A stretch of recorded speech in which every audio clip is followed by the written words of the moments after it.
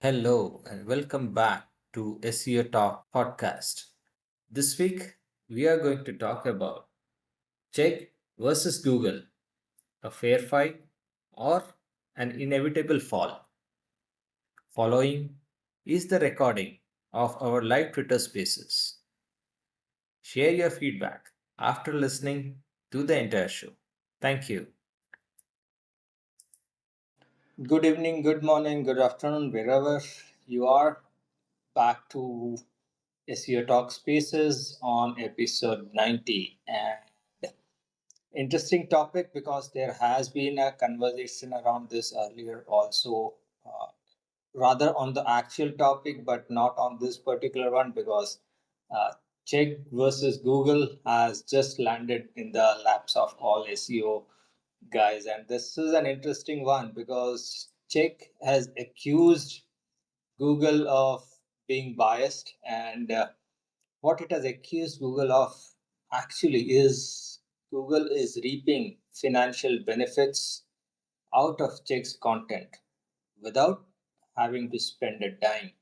And this is the crux of conversation today because, as all of us know, AI overviews is kind of taking away a lot of click traffics, but there is another bunch of argument also here. We'll talk all about that and the overall impact of AI overviews. Also, just will touch upon that topic as well. So, welcome back on this talk. On this SEO talk with a brand new topic, Check versus Google. Let us see what happens. Parth, you want to do some introductions on the topic and then we will jump on the Q&A. Sure. I think so. I've been observing a lot of traffic fluctuations for some of the top edtech platforms across the industry. So it's been an interesting case study, I would say, and there are a lot of political and a lot of rivalry and competitor reasons as well why all of this is happening. But yeah, let's unfold it while we take it question by question. But I would want everyone to share their opinions or thoughts around the topic. And yeah, this is an open platform.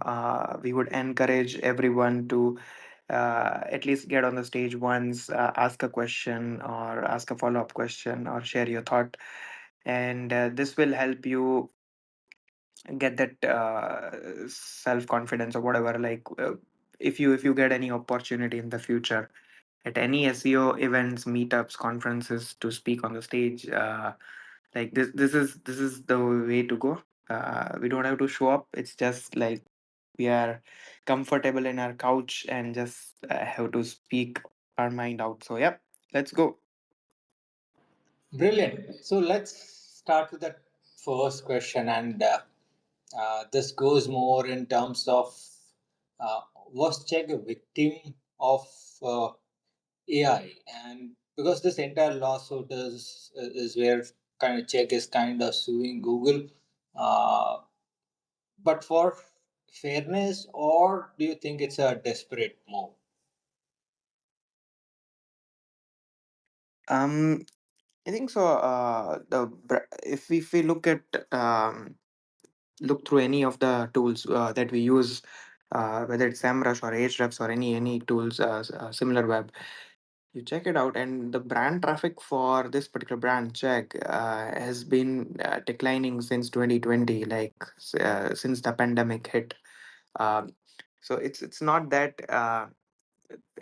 Just the AI overviews is the culprit here, but I think so. AI overviews and those things accelerated Chegg's decline. And if we look at a couple of other things as well, so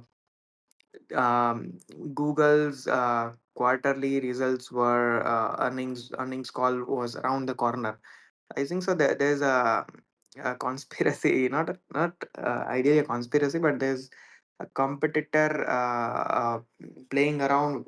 We don't know who is it, like whether it's OpenAI or it's putting pressure on the leadership team at Google and uh, playing around with the public identity of Alphabet. So yeah, that's what I speculate. But yeah, I would want to know what other folks think about it. No, it's a nice one, and the competitor angle is kind of something I guess all of us can look like or look at as well. Because I remember previously, say, some of the publishers, and including some of the large publishers like New York Times, etc., have not sued search engines, but rather they have sued, say, some of the LLMs, right? So, say there is many of those brands who have kind of say sued OpenAI for copyright infringement because many of the LLMs are learning from open data, right? So uh, that has been a case, but this was something interesting because here is a brand which is actually suing Google because it is displaying its own information. So uh, that kind of little intriguing. Uh, I don't know if you have thought on it, or if someone else has a thought on it, because uh, usually people, or rather brands, have been say doing those lawsuits against OpenAI and similar LLMs, not on any discovery platforms. And this is probably the first time someone has sued a discovery platform.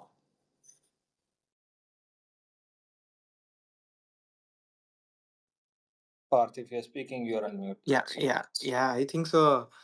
Um, if we look at there have been a lot of antitrust lawsuits against Google in the past. So it was easy for Chegg to uh, quantify in terms of traffic loss because each and every brand, because Google is the monopoly search engine out there. So it's easy to quantify in terms of traffic loss, and that can be attributed to Google. While there are new players out there in the market, if we look at OpenAI, it would be like complex since AI adoption is user driven and it's been just around the corner. Like so, it's difficult to attribute it to OpenAI. So I think so. Announcing the lawsuit during an earnings call suggests that it's partly an investor play game here. But yeah, curious to see how it follows up. We have Krinal Vai also joining us. Welcome to SEO Talk after a long time. Good to have you here. Oh, absolutely. Hey, Kunal. Good to see you.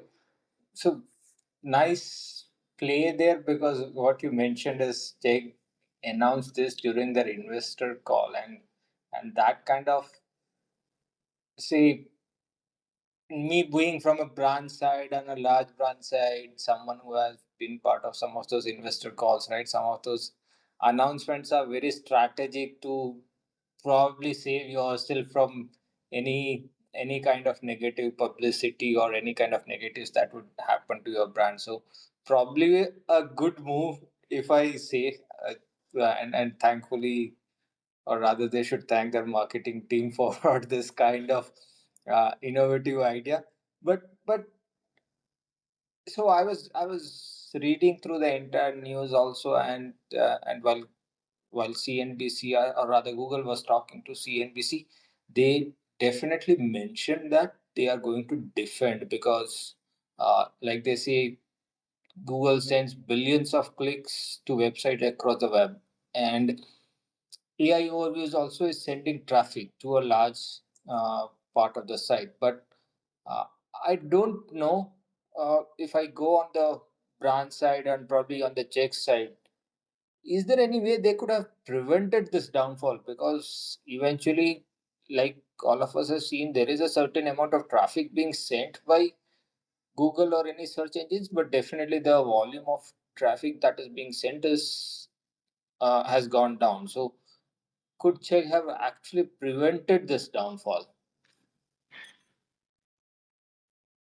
Um, I think so.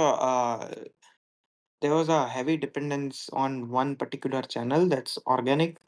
If they had diversified their traffic sources and worked on the downfall of their brand search queries, uh, that would be one of the ways. And um, there, if we look at companies like Pearson and some broad competitors who we can kind of relate to, their reliance on SEO is like close to 20-25%. So I think so. That is where uh, it was the downfall was expected. But yep, we have Gagan also joining us. Welcome to SEO Rock, Gagan.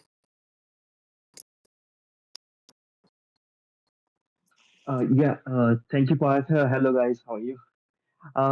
So I think check what went wrong with like. Sorry, I'm just getting to the point now. But what went wrong with Chegg is they went with the approach of relying on almost like a programmatic SEO approach, where they created so many pages for like so many small keywords. Like they had pages targeting like questions in the books, like certain physics, chemistry books that university students usually search for. So they have created pages for each and every question. So almost like a semi programmatic approach. So rather than being known as a helper, they were getting found by students from for these specific questions. But what happened over time is like students find out that okay, using ChatGPT they can enter a specific question, then get the answer and have a sort of a conversation with ChatGPT about that question. So all in all, like the better product market fit for end user, ChatGPT became the one. And then the word for ChatGPT being like a tutor or it can do your homework for you, it spread like so fast, like almost like it became a problem for universities and even in schools to check like if students are submitting ChatGPT generated answers or not. So I think that was the major problem which led to all these decline with what happened with Chat. So rather, they were doing almost like a semi-programmatic SEO approach where they were relying on like so many micro keywords driving traffic to their pages, but ChatGPT came along and that break their that flow even. So even the micro product market fit, user to the product market fit that they had via Google search, that broke. And then sort of like Check decided to blame it on Google, which is not right either. So I think that is what is exactly happening. So that's why even like a couple of days back, I wrote like a really long post on LinkedIn about programmatic SEO that if your strategy is that, then most likely some AI tool will come along and there will be a situation where instead of Google having to make a choice of keeping your, let's say, 50K pages in the index, which you have created programmatically, Google will choose to have 10 different companies, which are almost like a tools provider and have like a chatbot kind of functionality and sort of the functionality for end user will be like instead of going to those 50K pages, user will go to one page and have a conversation about 50,000 things, different things. So I think it will be a really, really big battle for almost like all the tech companies coming in the future who are relying too heavily on Google search. But at the same time, I think many of the tech companies, especially in India, the big one, I heard Physics Wala, PW they called it, who do like tutoring for IIT exams. I think they also are doing like a chatbot kind of experience, and even the Khan Academy in US, they also have their like own chatbot right now. So let's see what happens. But Chegg, I think they should not have sued Google. That was just like a end game kind of a blame game thing. But at the same time, like some people were talking about like they sued Google because they want to take the company private.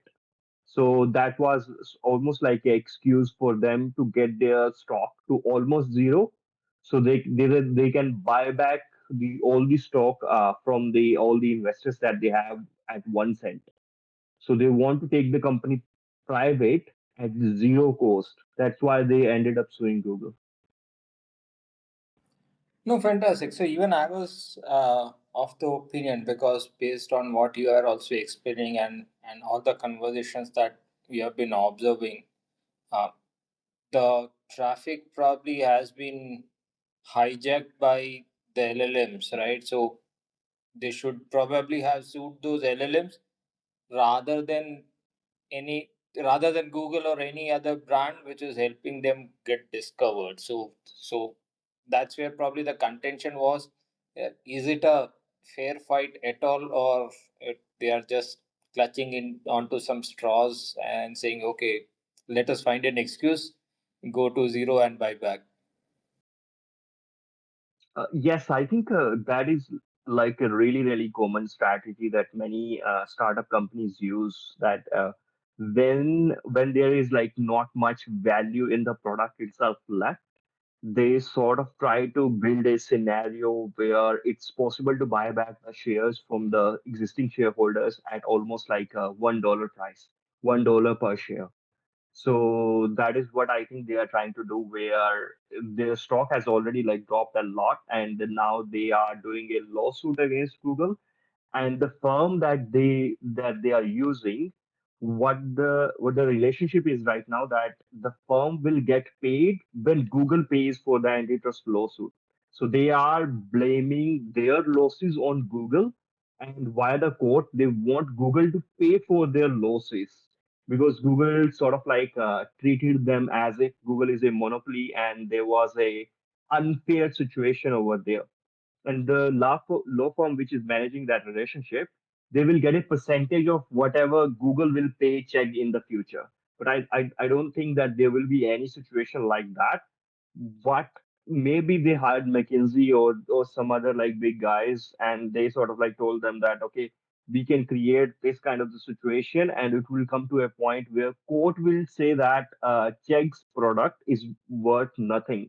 And once court will say that, then they can go ahead and buy the existing shares from the existing shareholders at $1, and they will not land any sort of problem with SEC, the Securities Exchange Commission that they have in US, which sort of like control all the share market and try to make sure that the companies and the stakeholders, all the public who have bought the share of the company, are treated fairly. So this is like a sort of like a game plan where Chegg is suing Google, and the situation will ultimately end up becoming that Chegg's product is worth nothing. That will help Chegg to build a case that their share to buy back all the shares from the existing shareholders at maybe like $1 or 1 cent per share.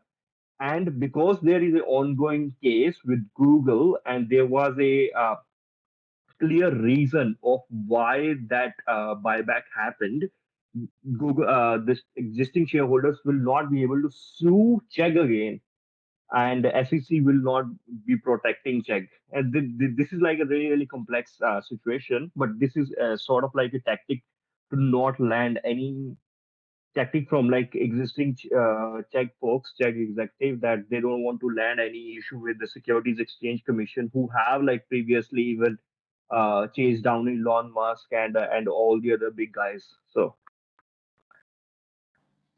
No, fantastic one, and a good perspective, because if I look at the share price, see 1 year back, the share price of Chegg was about $8 odd, and it had a drop sometime in April last year, where it moved from $7 to about $5, and from April to August last year, it has gone from say about $5 to $2, right? And say between August and today, uh, it is at about $1. So it's, you can imagine, right? So it was about $8.50 kind of price at 1 year back, and it stands at about 1.09 as of today, right? So it has seen an 87% drop in its share price in the last 1 year. And it's you need to have a very solid heart to probably see this kind of drop, and I'm sure there are reasons for it, like Gagan just mentioned. So interesting perspective, and I couldn't just stop myself from looking at the historical price. So but that gives me another perspective and the next question in terms of the entire risk of AI overviews, because uh, as we see, right, lot of sites which were publishing and like you just mentioned, programmatically, many of them were doing, and they probably are at risk, especially in the education sector. Do you think, or uh, would it be for anyone who is across the publishing side of the things, right? It could be media, edtech, etc. Gagan, Parth, anyone who wants to take up? I think so. If we look at other edtech platforms, like there have been others as well, like um, Khan Academy, Study.com, W3 Schools, even Stack Overflow, and Coursera. So these platforms have also been affected. So if the dependency on a particular channel, that is SEO, is close to 80%, and in that case, these tech brands have already been affected. Um, but if we look at a couple of others as well, there have been other platforms that have thrived as well.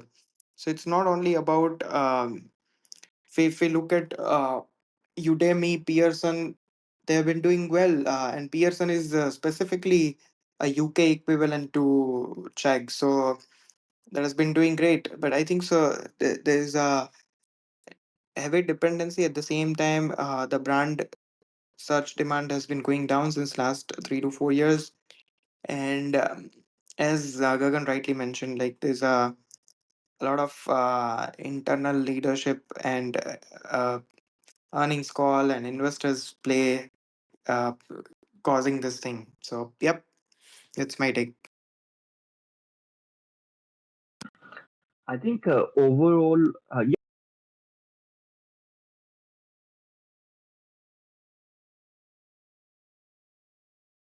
hello, Varun bhai, yeah, go ahead. Yeah. Yeah, good, Gagan. Yeah, okay. I thought you were about to say something. So I think what will happen over time is like we will be losing clicks in general. Like any publisher site will be losing their clicks to AI overviews, and then the point will become like if right now it is costing, let's say, $1 to create a new page, bare minimum, like to write a new page, high quality page where we have like everything, the right information and everything, how much is time it will take to get that money back if that page start to show up in AI overviews, not in like usual search results? That will be the question that management will be facing. So if I, as an SEO, is going back to a let's say CMO with a plan to create 100 new pages, 100 new blog pages, and they are looking at like let's say a cost of 5,000 USD, and then they will be like, yeah, but how long it will take to at least break even? And I think that time will be like really really long compared to what it is in usual search results. So with usual search results, if I publish 100 pages, new blog pages this month, most likely some of them will start to get traffic in third to fourth month from now, and by like 7 to 8 months all the cost of creation of those blog pages will be covered from all the traffic that is coming through and the conversions that are happening over there. And by like 11th or 12th month, all of those blog pages will be profitable, meaning like all the cost is done, and now everything that is coming through Google search results is generating profit for the company. Either more people are buying the product, or there are form submissions or leads or conversions are happening. But with AI overviews, that will go down to let's say 1.5 year, 2 years. So because less people will be coming to the pages, and the break even on the cost of creation of those pages will be longer, and then going into the cycle of like generating profit through those pages will shift even further. So it will become a challenge for SEOs to show the value of content creation to the executives and get the budget allocated for that. So that will be a problem, especially I think in SMBs category, we will still be able to survive because there is not like much market pressure. But in case of like big large publishers who are publicly traded, for them it will become like a really big challenge because they need to show their result quarter on quarter, and if creation of new pages is not converting to revenue each quarter, and CEO and CMO, they are in earnings call, and investor are asking like you spend this much on creation of this all these new assets and information, and what is happening with the revenue for that. And if a CEO will say that okay, this will come back as a revenue in 4 next quarters, and that will like almost tank the price of the stock. And I think that is what is also happening with all these big publishers from US nowadays. Like last week, I think a couple of them reported their earnings, and just after that, their stock tanked because CEOs mentioned AI overviews. I think it was NerdWallet parent company or something like that. I saw a tweet about it on Twitter, and they were like, "Yeah, just CEO just mentioned that there will be some drop because of AI overviews, and the next day their stock tanked." So this will become like a big problem going forward for us. Let's see what happens, but It's an interesting thought. Reason is, and this is, I don't know if someone wants to probably experiment on this, because my belief here is, say, unlike earlier, where say your links would have been at the top, and even for some informational searches, people would have clicked on your link.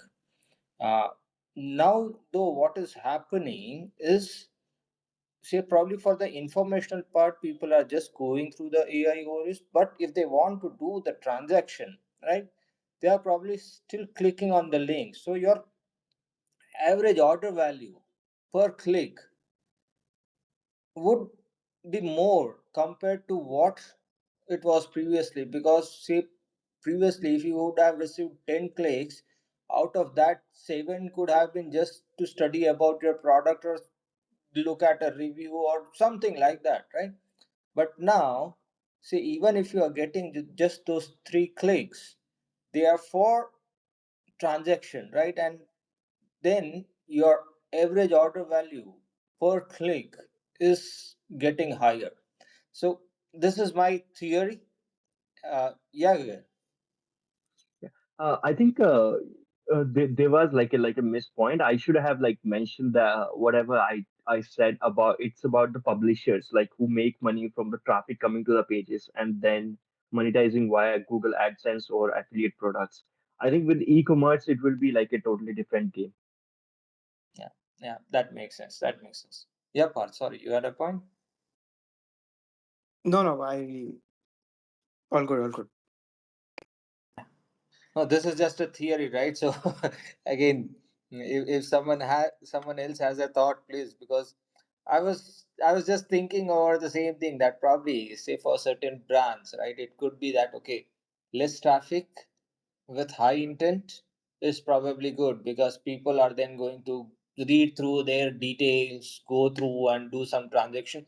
Even Gagan on the publishers also, right? So people who probably just earlier skimmed through the certain topics, and they would never have spent more time on the page, probably now the time spent on the page would probably higher compared to what it was previously. And then the branch could benefit by having some targeted ads at certain places, because they know that for certain, if people are spending more time on their website reading uh, certain content, probably a related affiliate will give them more bang for bucks. And again, from if I look at the affiliate from the affiliate side, probably if some affiliates want to try out and say, okay, I am going to pay little higher because I know if someone is going to click on it from on my website or on my product,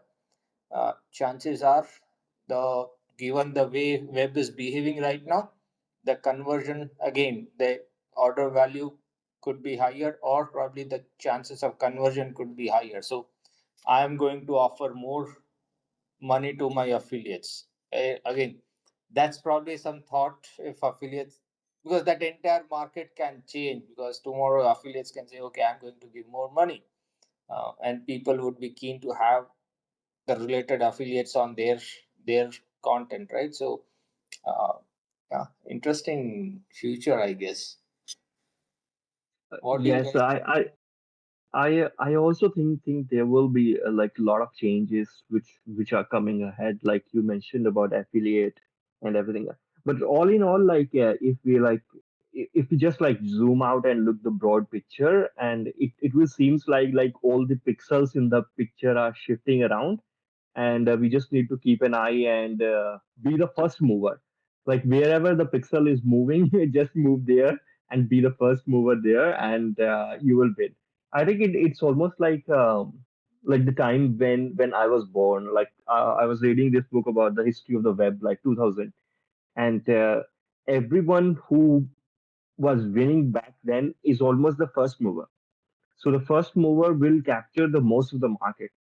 So even with this AI or overviews thing, or AI in general, let's say if AI overviews kills Times of India and Hindustan Times, so two publishers are gone, which were serving almost like 50 to 60 million people every month.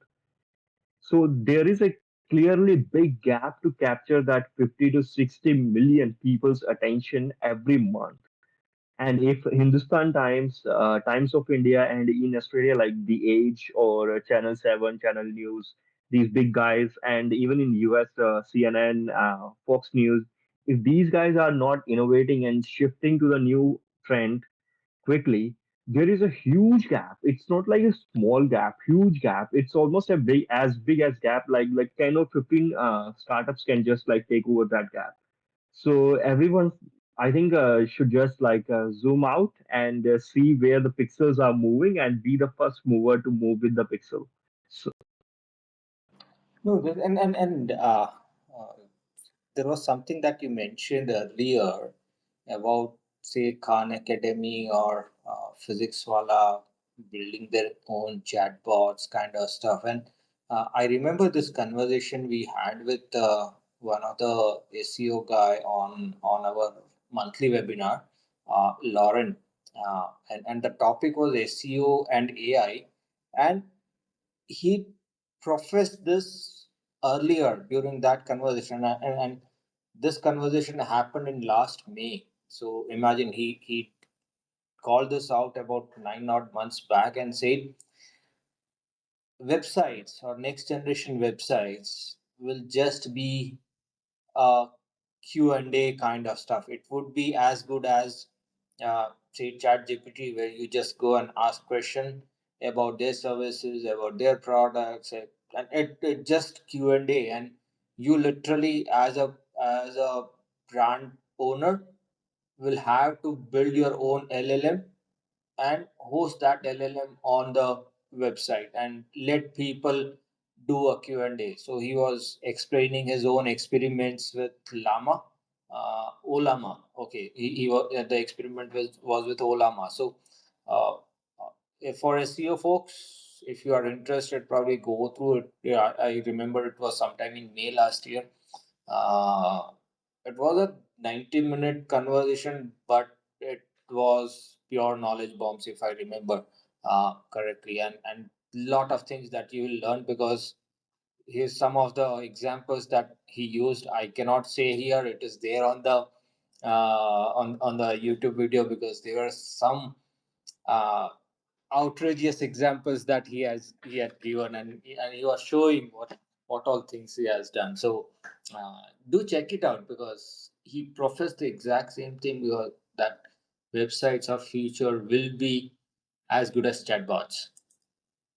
So, yeah, going back to say the topic, and so we have seen this, right? That AI overuse, and we are talking about it, that it is uh, going to be a biggest threat to the content business. And I wouldn't say threat also, but so my opinion here is, do you consider as a threat AI or is a threat to content business, or it will augment content business because people can easily, like I said, you can do Q&A with the topic and rather not look at the AI overviews itself. So tomorrow, if I want to know about some news, I go to Times of India and say, okay, what happened in Bangalore 1 hour back, and I can get all the details. And rather, I don't have to go to Google and look for some information. So, what do you? What is your thought here? Because will that entire AI overviews, or will it be a threat to content business, or it will augment the content business? Parth. Yes, I think so. A The target audience of Chegg and these edtech platforms is like the young target audience, and the nature of these websites is informational sites, especially marketplace type of nature with programmatic SEO content. And the problem is they are overexposed to SEO as a singular channel, with that particular channel be having the monopoly of driving the traffic to the website. And information as a product being sold to young people, it's going to be difficult in this gig economy, to be honest. Like online Q&As, quotes, encyclopedias, and kind of glossary or dictionary related websites, all of these are going to see a lot of um, hit in coming quarters and years. So I think so, even if these young audience or students, they prefer AI tools for sure. They prefer shortcuts, and even if AI overviews disappear, the behavior is already changed for these young audience. So I think so, it's going to affect businesses like Chegg and other edtech players. Gagan, thoughts? I think AI overviews for publishers in general, they will be like taking out the clicks, and there will be less people going to those sites, and most likely people will be using AI. So of course AI overviews, then Gemini app, ChatGPT, Perplexity, and all of these other guys. But there is one another big opportunity as well. Like if you have traffic right now, like for example, if you're Times of India, you have like millions of traffic every day. What you should be doing is you should be building your own chatbot and getting people to use that so that people become familiar with your chatbot rather than AI overviews. And I think that is a bigger opportunity where if you already have like millions of traffic, build your own chatbot, get it going, market it, because traffic is already coming to your pages from Google search. You can just add a pop-up over there saying that use of a chatbot to get this information and everything else. So chatbots are becoming more relevant, more and more relevant. But if you have existing traffic, divert it and use it as a like a marketing channel for your own chatbot, which is built upon your own data. So I think that is something that publishers should look into.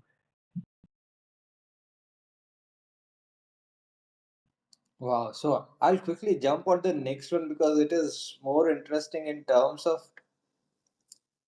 what roles will SEO guys play then? SEO is dead. SEOs will be dead. No, no, I'm just kidding. So I think what role we will play is like we SEOs will more of become like content specialists combined with AI specialists kind of thing, where we are telling publishers like what to write so that it's easier for AI bot to process it. And I think that we just need to change SEO need to change beyond just like doing technical fixes or building the content strategy, doing the internal links or things like that.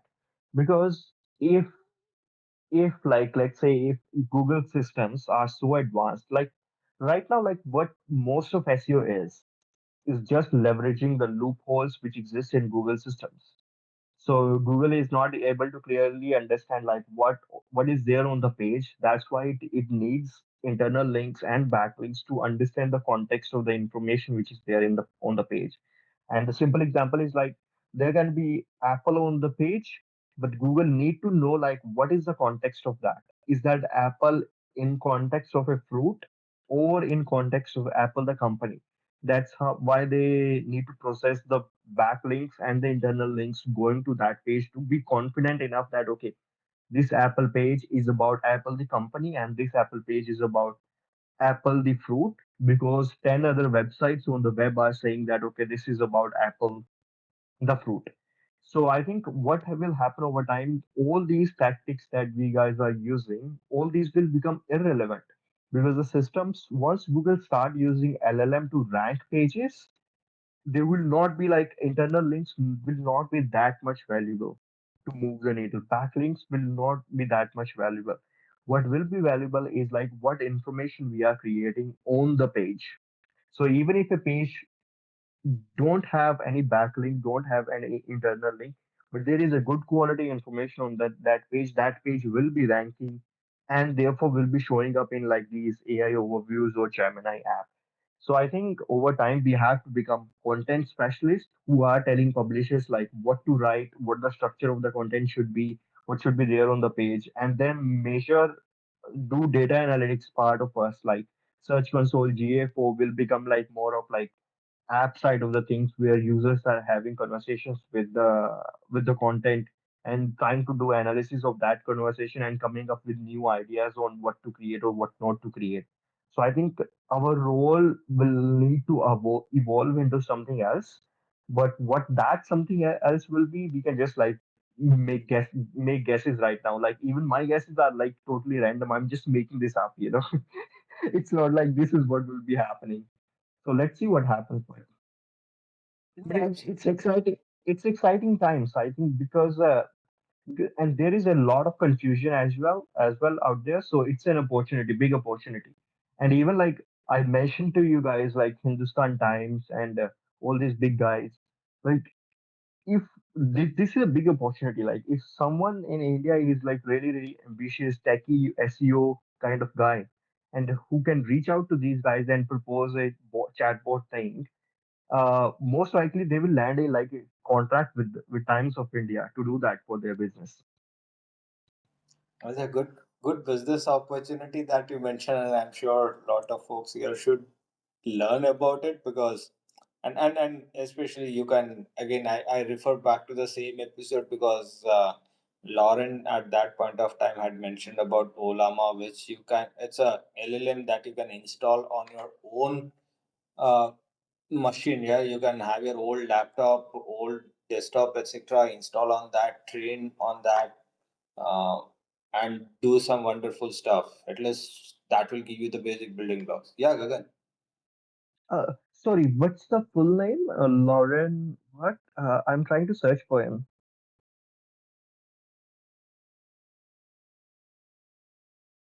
Hello, can you hear me? Oh yes, yes. Sorry. I was on Yes. mute. Sorry. So What's the he, full name of? Mhm. he goes by the Twitter ID SEO Conspiracy. Oh, okay. SEO conspiracy. He Okay. is awesome guy, man. He is crazy guy.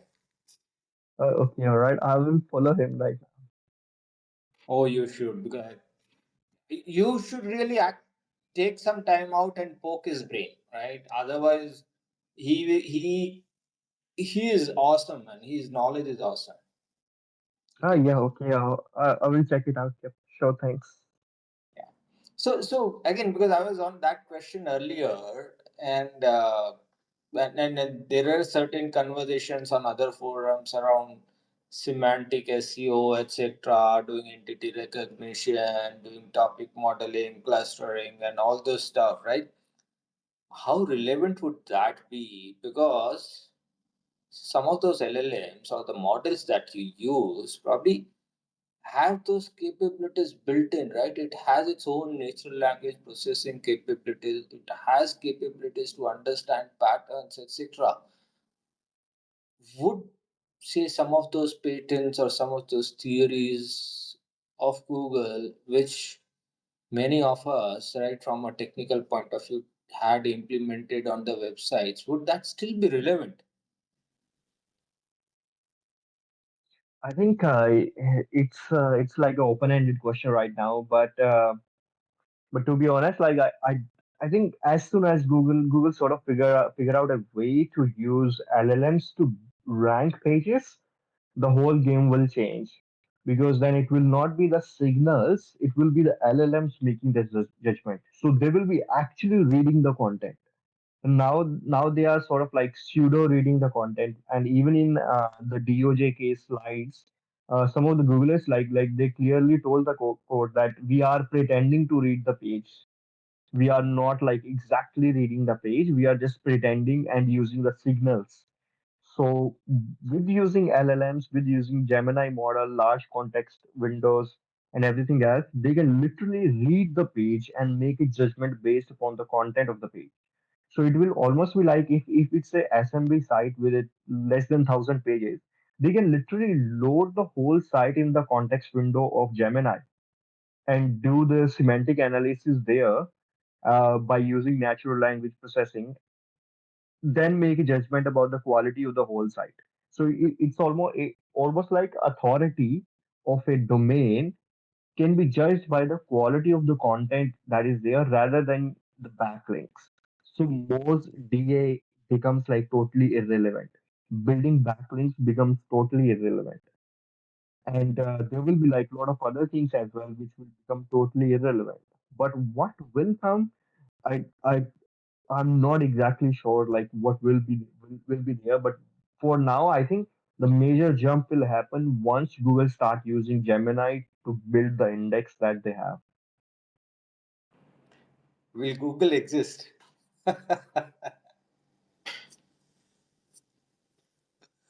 I think it might be like yeah, so ironic or like fate loves the irony. We have been saying SEO is dead. What if that becomes Google is dead? No, exactly, because the way we have been talking and some of the conversations that we are seeing within the community itself. One is there is a lot of chatter around how the entire AI overuse or Google trying to hijack uh, all the traffic and showing some of the stuff on their own search engines. This has been a major bone of contention over last few years, not just the AI overuse. Even before that, we had a lot of other ways, say PA and few other stuff where the traffic was always getting hijacked. So AI overuse is probably one of them, or a victim of uh, say being an AI kind of stuff. But there had already been certain features which were kind of taking the traffic away. So that's where the entire existence question came in, because, or I'm presuming the way search is happening or the way Google search is behaving probably will undergo a change, because otherwise it's a threat to many of the publishing companies and brands as well. So what is your thought, Parth? Again?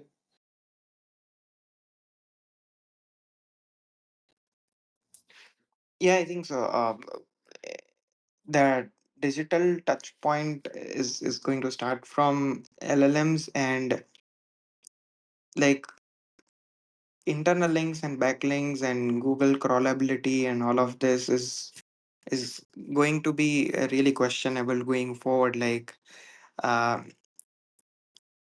because finding informational content and making sure that your content is like crawlable and indexable and all of this goes behind the bars if informational content is being served on LLMs.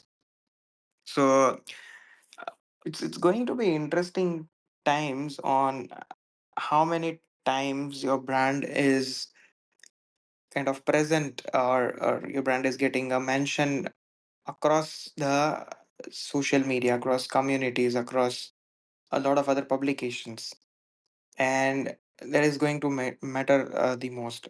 And if there are any UGC content platforms, any open communities, so that is also going to matter a lot. But I think so. Google eventually will come up with a lot of conversions happening on the ACRP page itself. I probably saw a tweet from Brody, the Australian SEO guy, that they're testing something around e-commerce functionalities as well for like established brands like Amazon and stuff. So let's see how it goes. But it's going to be worldwide understanding how the how the users and searchers are behaving with LLMs, the answers, and specifically Google search engine. So, yep, Gagan.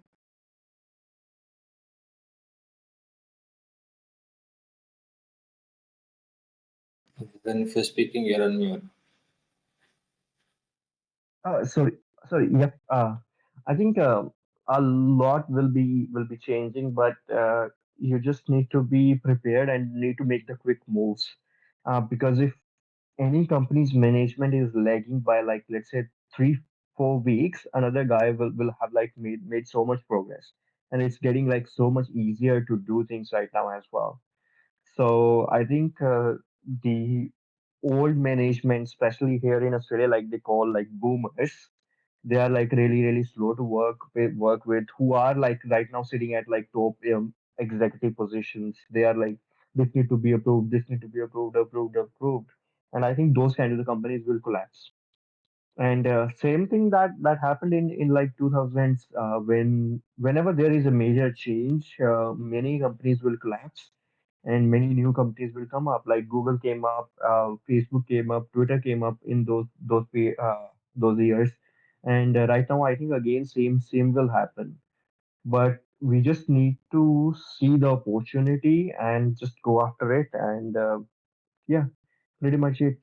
Because I find it like really hard to give some motivation to anyone, and I just want to be like say it as clearly as possible that if you are working with a large company and your management is not as fast moving as possible, most likely you may go out of business. And it's not like if you are a really large company, yes, you there is still some chances that because of AI, your company will go out of business. And if you are a startup, small business, and you can move faster and break things and then just keep on iterating over the product using AI, then you might win and become like move from like SMB, small size business, to a enterprise, to a mid large size business as well. So everything is a open-ended question right now, but SEOs should be prepared to make any move possible. Fantastic. So I guess we have 3 minutes. So I'll try to squeeze in the last question. And this gets a little interesting because should the publishers or anyone in the content business uh, block the AI crawlers? Because the moment you start blocking it, you stop getting, or your content stops getting discoverable. So is it a wise idea to stop the crawlers from accessing your content?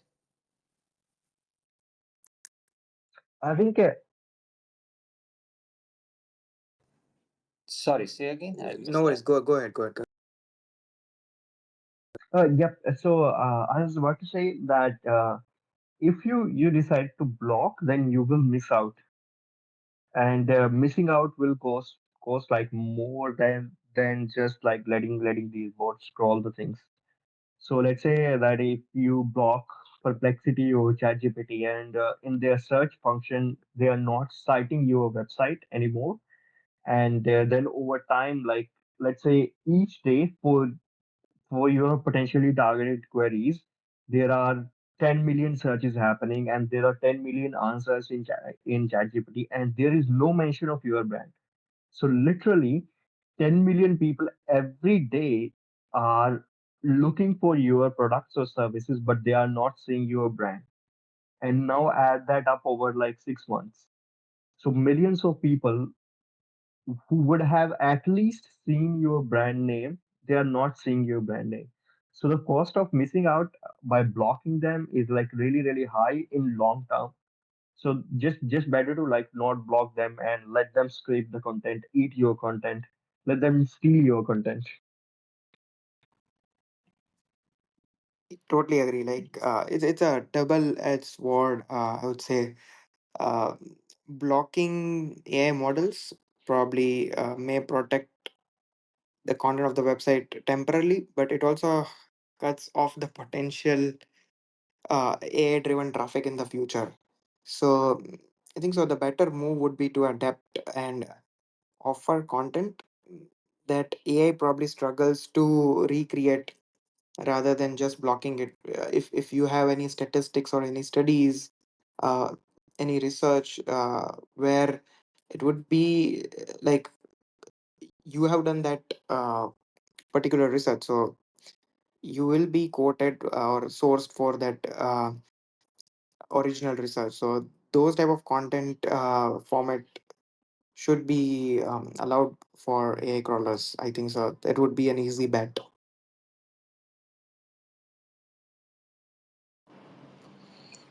Okay, so finally, I will say I'll come back to the topic.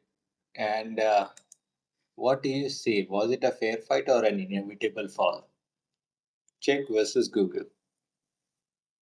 Final thought. I would say I will rule in the favor of Google.